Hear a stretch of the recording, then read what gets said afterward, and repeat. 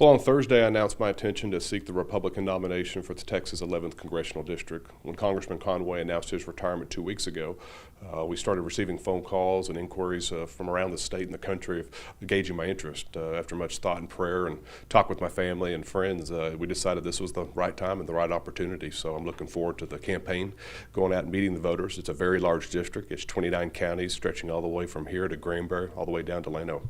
And so we're going to start traveling the district this week, getting out, meeting people, and just really showing them what I'm about and how I feel that I'd be the best person to represent them in the U.S. House of Representatives. Tell me a little bit about that. Why are you the best person to represent them? Whenever we look at what's happening right now, the oil and gas industry is under attack by the Democratic Party. They would like to get rid of this industry. I feel that it's critical that we have someone in Washington with experience. I'm a fourth-generation oil man. This is the industry that my family's been doing for over 60 years now. And so as we see that, we need to have someone there that can go fight for them. We also have to have someone with the farm and ranching, the agricultural backside, because District 11 is very diverse with oil and gas, agricultural, and defense down at Goodfellow there in San Angelo, Texas.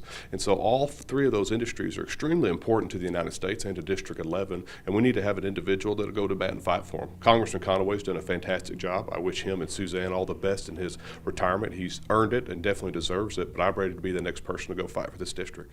Now, when you get to Washington, what are some of the objectives? You just mentioned, obviously, fighting for our industries, but what are some objectives that you want to bring there that you can make a difference in right away? Absolutely. President Trump is correct. We have a crisis at our southern border. Drugs and crime are flooding into this country.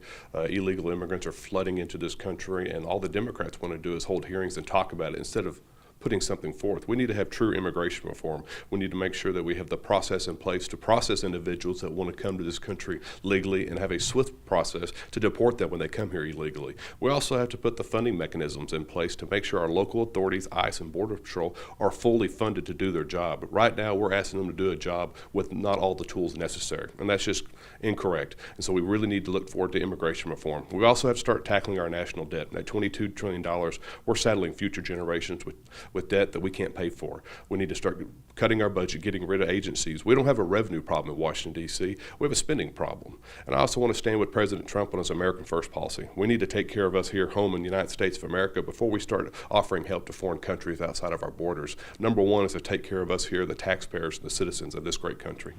In no means of disrespect here, obviously a jump from the city councilman to the U.S. Congress is a big jump for anybody. Why are you prepared to make this? You know, my whole life I've always been a public servant and giving back, and I believe my time on the city council has prepared me to make this jump to the United States Congress. I don't think anyone's ever ready to run for U.S. Congress or has all the tools necessary, but I think when I go out and meet the voters and meet all the constituents of this district, they're going to see that I have the determination, the fire to go out there and fight for them and be their voice. I think that's really lost, that I am the voice of District 11 and what they want me to fight for, and that's what we represent.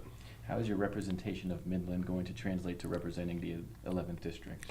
You know, Midland is just one of 29 counties in District 11, and so it's critical, like I said, that the Permian Basin has representation in Washington, D.C., but I'm really excited to get around the district, meeting everybody and having coffees with everybody, chicken dinners, and let them get to know who I am. Do you anticipate any challenges? I don't know who's going to run. We're in it to win it. We're not backing down. My campaign team is assembled. We have all the pieces in place to move forward and go win this. This should be a crowded primary election. I anticipate a lot of people will run for it just because an open congressional seat doesn't happen every day. And so we threw our name in first to let everybody know we're serious about this. We're going to go out and campaign and let the voters have some choices, but we think we're the best choice. And you mentioned that in the future now you'll be meeting with all 29 counties that represent 11th district. What else does it look like in your future? What else does the campaign involve? Well, the campaign involves obviously getting out there. Then if elected, I will pledge that I will visit all 29 counties at least twice a year so that they can have their voice heard by their representative in the U.S. House of Representatives, and just really going to bat for them. We're seeing that the Democrats are just attacking us and attacking our liberties and freedoms every day, and we need someone that can fight back to them and will stand up to them, because we're just seeing these mouthpieces from these extreme left radical Democrats that are just here to take away what we have and what we value here in District 11, and that's what I want to go fight for.